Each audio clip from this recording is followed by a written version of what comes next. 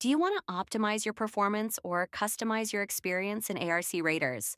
Even though the game is designed to be immersive, accessing the command console is a trick every PC player should know. Here are the real steps to do it in 2026. Step 1. Enable access. By default, the console is disabled. Go to your Steam or Epic Games library, right-click on the game, and select Properties. In the Launch Options section, type the following command: -console. This will allow the game to open the internal console. Step 2. The magic key.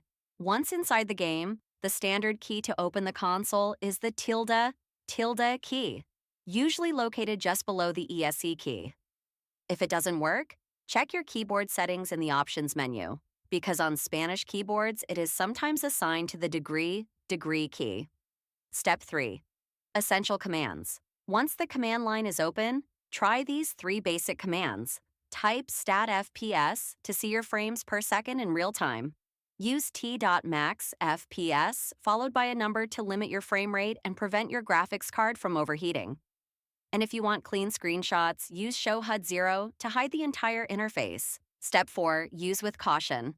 Remember that in multiplayer games like this one, commands are mainly for technical and visual adjustments.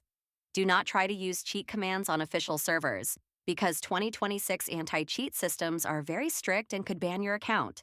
And that's it. Now you have full control over the technical settings of your missions.